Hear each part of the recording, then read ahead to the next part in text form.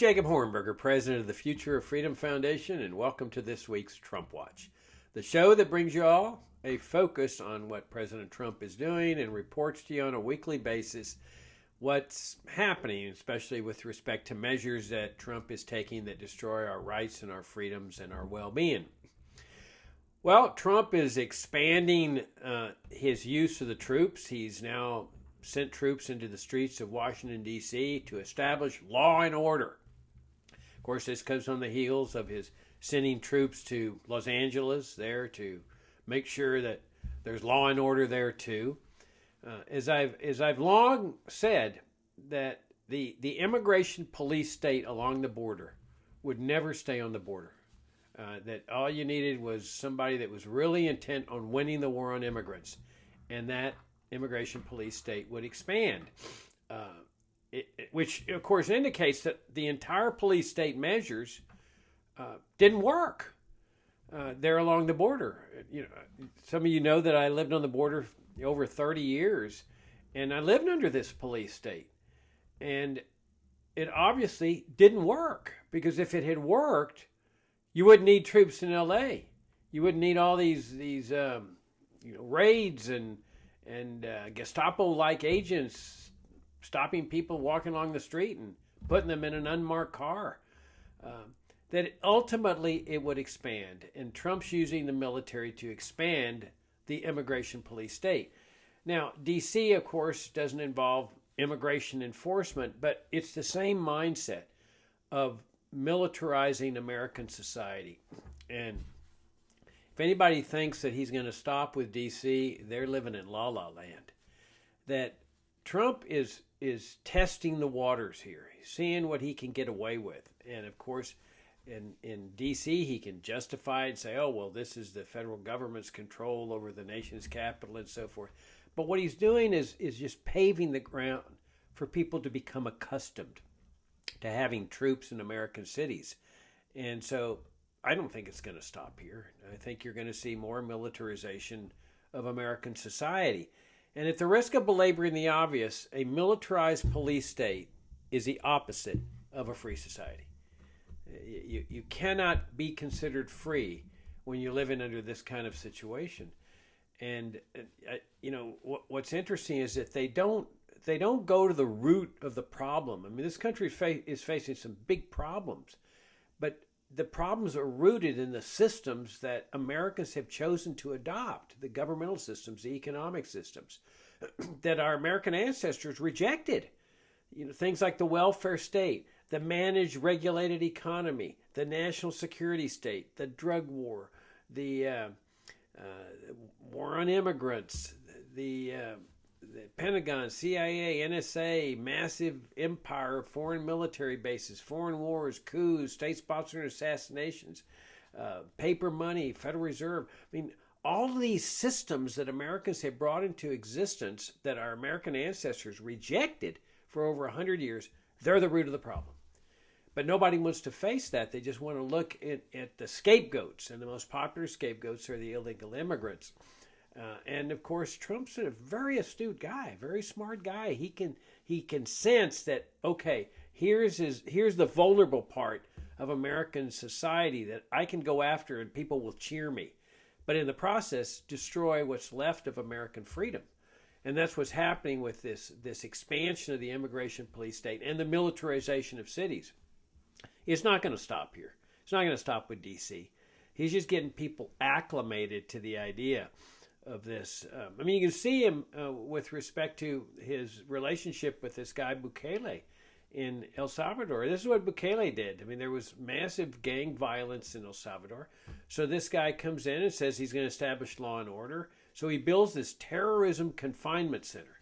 You see, because everybody's going to be labeled a terrorist because everybody hates terrorists, of course, you see. But whenever you see a ruler starting to use the old war on terrorism lingo, you know that tyranny and oppression is right around the corner. So this guy rounds up everybody that's suspected of being in these gangs, plus more. There's no trials. There's no due process. There's no way to determine who's guilty or not under this system. And so this terrorism confinement center is brutal. I mean, brutal. Torture, beatings. You've got small cells with other violent criminals, and people aren't protected in there. And so, but he ends up establishing law and order. You see, it's a relatively peaceful society now, and so many Salvadorans cheer this and say, "Oh yeah, law and order, law and order." They don't, but they're all silent. They don't dare criticize him because there's the risk that the law enforcement people, who are the troops, will include the troops, will go ahead and put them in the terrorism confinement center too. I mean, there's journalists leaving the country out of fear that they'll be next. And this guy laughs about it. Bukele calls himself, I forget what term he uses, that he's something, a friendly dictator, or popular dictator or something. So he makes no bones about it. We saw this phenomenon in Nazi Germany. Hitler established law and order there too. And you see the old movies where the Gestapo would be, no uniforms, would be coming into a street to pick somebody up. And they screech to a halt in an unmarked car and get out and grab the person, put them in the car, and gone. And everybody was like, nobody says a word. Well, because if you go out and protest this thing, you're next. And so they'll come and whisk you away. And I'm convinced that this may be where ICE, the immigration enforcement people, got their idea from Nazi Germany and the Gestapo of having ununiformed law enforcement personnel enforce these immigration control measures by being out of uniform, unmarked cars, but masks. Even the Gestapo, I don't think they use masks, but here they use masks. And the whole idea of this is to instill deep fear within people in that society. The more afraid people get, then the more easily it is to establish more measures that end up with tyranny and oppression and control. And so, in a regular civilized society, the way American society worked in the first 100 years or so, policemen had uniforms. They had badges. And you could ask for what's your identification, what's your name, and what's your badge number, and so forth. In other words, the citizens were ultimately in charge. The police could arrest, but usually only on an arrest warrant and only with a search warrant. But everybody understood that the government officials, including the police, were the servants. That's not the case anymore. The American people are the servants in this whole thing. And it's ICE and the rest of them that are in charge. They're the masters. And so people can't say, well, they ought to be wearing uniforms because they're in charge. They decide this. And their objective is to create fear among people. And they've already succeeded in doing that among the immigrant community, even immigrants that are American citizens. It's a terrifying thing. The idea that a Gestapo-like force can just stop and pull you into a van and cart you away, and your family doesn't even know where you are, because what they're doing is fascinating. To avoid the independent judiciary, which is what our system was founded on, and the right of habeas corpus, what they're doing is whisking these people around secretly to different detention centers and not telling their families or their lawyers, if they happen to have a lawyer, where they are. So the lawyer can't file a habeas corpus petition because you have to file it in where the person is, in the district where the person is. But they keep switching them around so that they can't file this habeas corpus. I mean, in other words, they're doing their best, and at the same time, they're attacking the judiciary, creating this mindset among people that these are rogue judges, they're leftists, they're interventionists, and they're worthless, they're horse dung and whatever. Creating this massive disrespect for the only branch of government that really, as a practical matter, can ensure that government officials comply with basic principles of a free society, like habeas corpus and due process of law and trial by jury. And the more that they can weaken that understanding among people of the importance of an independent judiciary, the further they are to establishing the Bukele kind of system, where you just have total control. You round up whoever you want. You don't need to give them a trial. Remember that when they took those immigrants and shipped them to El Salvador after a federal judge told them not to, those immigrants had not been convicted of any crime. And they they were put in this terrorism confinement center, and some of them were tortured. They were beaten. I mean, imagine, you haven't been convicted of any crime, and you're suddenly in this penitentiary for terrorists, which all these violent gang members you're sharing a cell with. I mean, you haven't done anything wrong. You haven't been convicted of a crime. And there were advocates of the immigration control system cheering it. And they were from Venezuela, and they were saying, oh, well, they just need to go back to Venezuela, where they came from. Well, the problem there is that it's the U.S. government with its sanctions, along with socialism there in Venezuela, that operated like a vice that just squeezed the lifeblood out of the Venezuelan economy. People were faced with death by starvation for them and their children. I mean, I would venture to say that most parents would say, we're not going to die of starvation if we got a chance to get out of here. So millions fled. And many of them came to the United States, and here, they were treated like garbage. Oh, what are you doing in this country? Go back to your country. And what, go back to your country and starve to death? I mean, it just is incredible. And so that's what they were doing with these people, sending them to El Salvador. What had they done wrong except trying to save their lives and their lives of their children? But that's what America's come to. There, as I've mentioned in previous programs, there's now a lot of immigrants that are leaving, and people are canceling plans to visit the United States because it has become, and becoming even more so, an ugly society. In fact, I read an interesting article where a lot of immigrants are moving to Spain, which ironically is establishing pretty much a welcome immigrants policy, sort of like an Ellis Island type system. And they're taking kind of like the American viewpoint throughout the 19th century. But it's interesting what these people are saying is, we don't want to live in that society.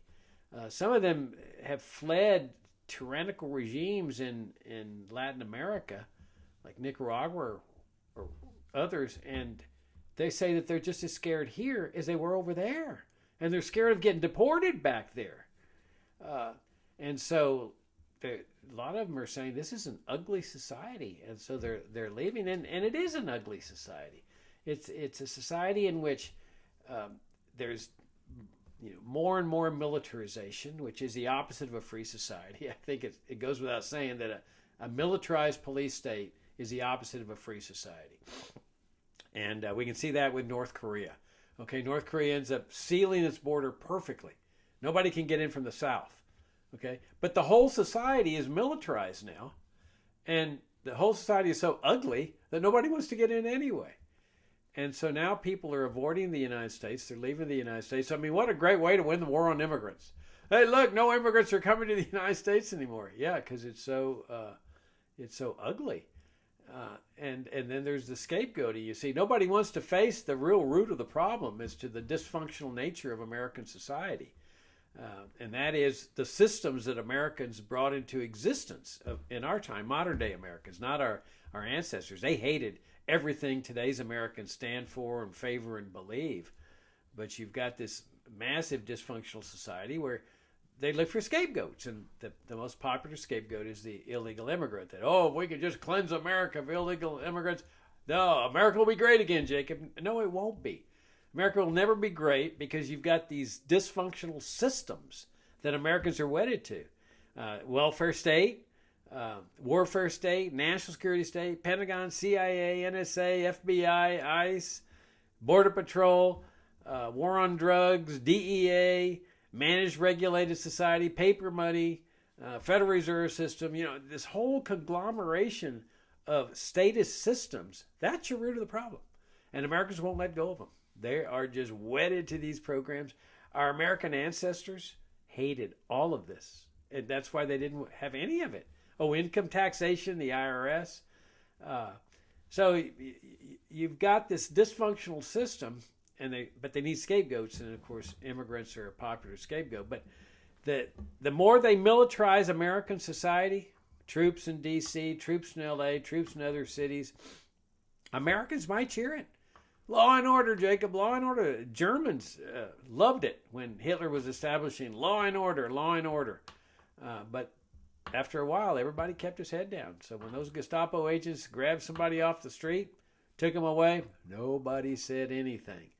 Because that's the other aspect of all this is fear. You got to instill fear in people. And that's what this whole thing of, oh, the immigrants are invaders and they're criminals and they're rapists and they're this and they're that. And it's to make Americans more afraid. I mean, I don't think anybody would deny that Americans are the most frightened people in the world. I mean, Americans are afraid of everything. They're afraid of Russia and China. And the big reason for this is the national security establishment has inculcated this fear in them. As soon as the national security establishment names an official enemy, then that's when people start getting afraid of that enemy. Iran, Iraq, North Korea, Cuba. I mean, think how many people were so afraid. I think some of them still are afraid because they support this brutal embargo against the Cuban people. But during the Cold War, oh my gosh, 90 miles away, the communists, Jacob, the communists are coming to get us. And it's just, Americans are a frightened people, but that's what is necessary in a national security state and a militarized society. And you're going to see more of this. Trump is there creating fear in D.C. Oh, that we're being overrun by all these murderers and rapists and so forth. We need the troops. We need the troops. To me, he's just, my opinion, paving the ground, seeing how much he can push, how much he can get away with. People accept it because it's Washington, D.C., federal government controls. L.A., well, okay, and then it starts spreading. And then once you militarize the entire society, you have total control at the same time as berating the federal judges and creating disrespect. And so whenever they hold some measure unconstitutional, everybody gets up in arms and, says that the judiciary should just be ignored. Now you've got the recipe for a total totalitarian society, one enforced by the troops. This is why our ancestors, the founding fathers, the framers, didn't like standing armies. They hated standing armies because they knew that standing armies, a huge military intelligence establishment like we live under today, are the means by which the president could destroy the free society that was being established. Without a strong military, he doesn't have the capability of doing that. But that's the danger now. I mean, and this is why they opposed standing armies. It was the precise reason. And why, they also supported gun rights, is so that people would have the ability to resist tyranny if it were to come. But the tyranny always comes with a standing army. So they said, we're not going to have a standing army. So for over 100 years, there was just a basic small military force, relatively small, that didn't have that ability to militarize all of society and take control of society. That doesn't apply today.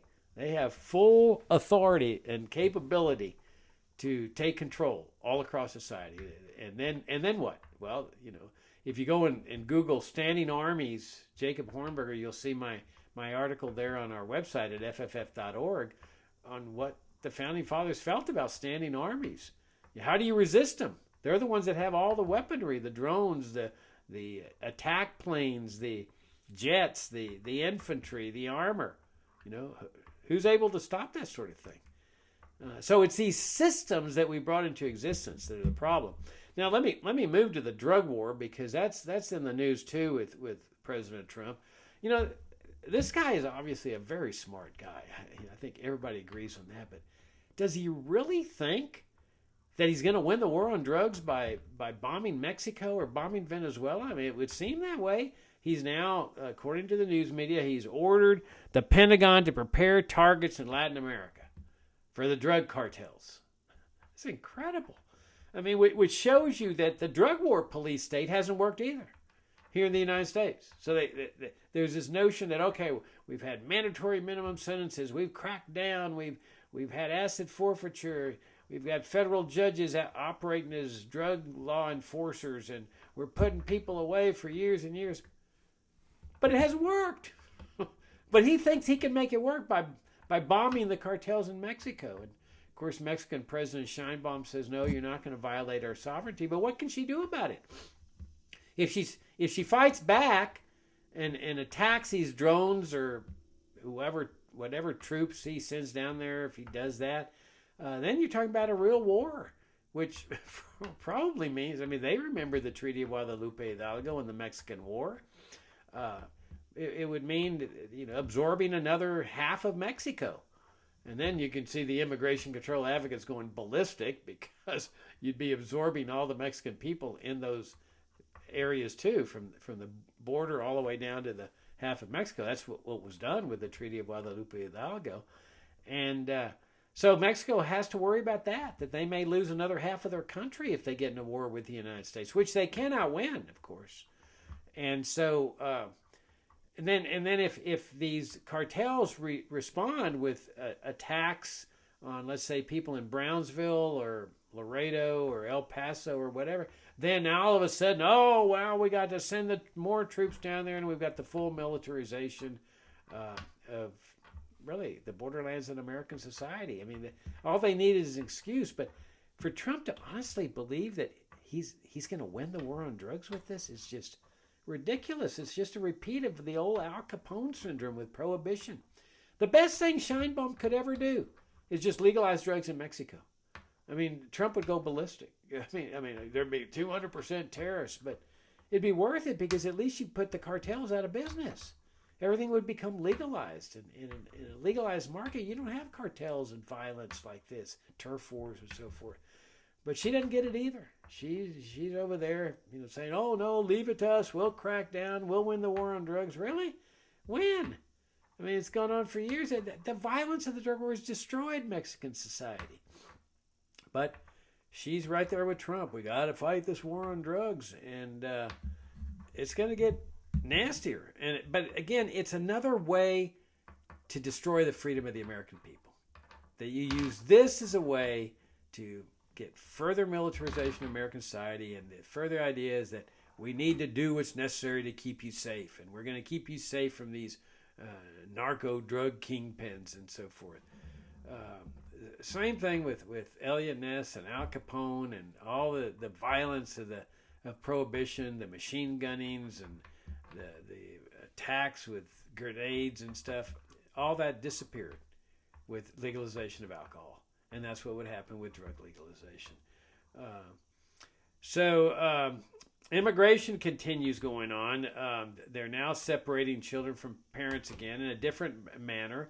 Again, it's to instill fear in people that if you want to keep your children, you need to self-deport. And so what they're doing is they're picking up parents and then taking the children to another detention center instead of just leaving the children with the parents inside the detention center.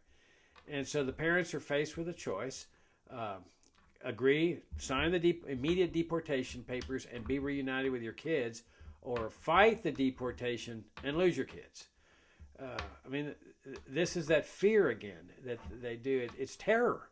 It's creating a sense of terror in people that, of course, is inconsistent with a free society. Because when you got people terrified, you don't have a free society. This notion that the way they're picking up people, I'm sure ICE got that idea from Nazi Germany, where the Gestapo, we've seen it in the movies, would come in, no uniforms, just civilian clothes, would come in an unmarked car, person walking along the street, probably Jewish, pick him up, put him in the car, and whisk him away, never to be seen again. And of course, nobody says anything. Everybody remains quiet, because if they don't remain quiet, it'll be them next time around the corner. And so this idea of ununiformed personnel grabbing people off the street and masked. I don't think the Gestapo had masks. I think that's their own development. But the whole idea is to create fear. If you want to study how to create fear in a society, study Nazi Germany. They were experts at it, and I think that's where ICE got their idea.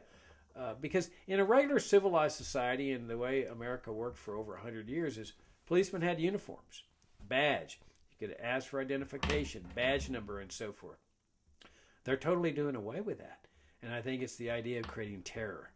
This is the type of thing that was taught at the School of the Americas, the Pentagon School for Latin American military tyrants. How do you create terror in your society in order to maintain control and to maintain law and order? And we saw that with the Pinochet regime. I mean, there's another example of the militarization of society, where they were just picking up people willy-nilly for no crime at all except believing in socialism. That was their crime. And they rounded them up and tortured them because they were considered communists, you see. And communists in their eyes are horse dung. They don't have any value. They're like gooks in Vietnam. And even though they had committed no crime, all they had done was support socialism or their socialist president who had been democratically elected. But that's what the whole idea is. And a lot of those Chilean officers in the Pinochet regime that were enforcing all this had been trained at the School of the Americas, where the Pentagon and the CIA taught them about methods of terror and how you create terror in a society so that you can maintain control. I just read also that one of the people in one of these deportation centers, Chinese guy, he committed suicide. Why? Well, who knows? But these conditions in these places, there really are concentration camps. I mean, they call them detention centers, but because concentration camp doesn't have a nice connotation because of Nazi Germany, but that's really what they are. They're concentration camps, and they're horrific conditions. I mean, this alligator Alcatraz in Florida, horrific conditions. And part of it is, again, creating terror in people. Do you want to be sent there or do you want to leave? And so you create a very, very ugly society. People where people are leaving American society. I mean, North Korea did this. They seal their border. And so nobody from South Korea can get into North Korea. But the problem is the whole militarized police state it extended all across the nation. It didn't just stay there on the border. And this is what I've been saying is going to happen here in the United States. And people, it's ironic that people here in other parts of the country are now experiencing what those of us who lived along the border experienced with a police state. And with raids on private businesses who are just doing nothing more than employing people that they want to spend their money on. I mean, remember, when employers are hiring illegal immigrants, it's consensual. They like them because they work hard. And the employee likes it because he's making money, much more money than he can make. But they destroy this thing. So they create this fear with these concentration camps and horrific conditions in order to persuade people leave voluntarily so that we don't have to go through due process of law and hearings and so forth to establish your refugee status. But it's ugly. I mean, nobody wants to get into North Korea. Who's fighting to get into North Korea to live? So the sealed border works, but in an ironic way because nobody wants to get in. And you can see that now with the U.S. where people are saying this is an ugly society and people are leaving because they're saying it's an ugly society, and people are avoiding the United States, foreigners, including tourists, that are saying, no, it's becoming an ugly, ugly society. And and it's one that's based on fear. On the tariff front, I was reading that many restaurants are now going out of business or under threat of going out of business because of tariffs. Their costs are skyrocketing, and customers are staying away because they're scared of what's going to happen economically in the country. And so, but one of the things that we have to keep in mind on the tariffs is this despotism of Trump just willy-nilly deciding for himself what taxes, that's what tariffs are going to be imposed on the American people. I mean, that's just amazing that we live in that kind of society now. Ordinarily, it's the Congress that enacts the laws, including the tax laws, and the president enforces those tax laws. Not anymore.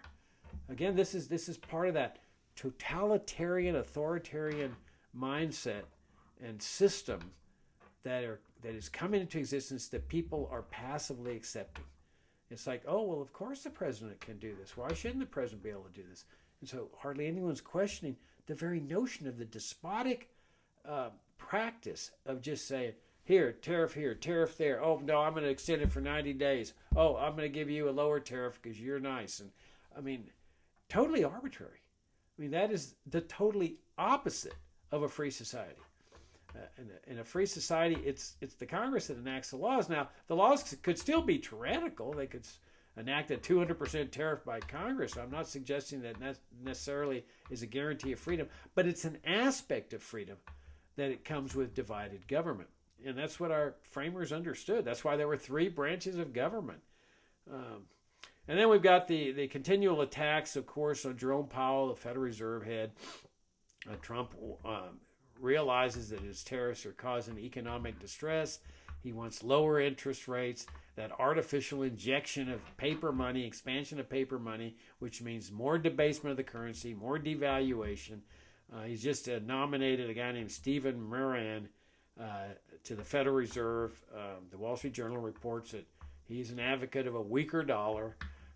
So you've got this whole system again with paper money and the Federal Reserve that has been used for plundering and looting and debasing the currency and really impoverishing the American people ever since the Federal Reserve and the paper money got established. And I'll wrap this up by saying that keep in mind that all these systems that were adopted in the 30s under Franklin Roosevelt, the paper money system, the welfare state, the managed regulated economy, later the national security state, they become permanent.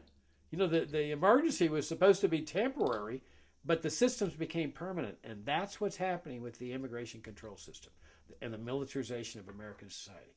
It will become a permanent system, because if not, if they lift it, then the immigrants start coming back. You see, that's what their rationale would be. And so the destruction of freedom becomes permanent. I'm Jacob Hornberger. That's Trump Watch for this week. Thank you all for tuning in. Again, as always, thank you for your great support of the Future of Freedom Foundation. We couldn't help it without those of you that are helping us out. Thank you.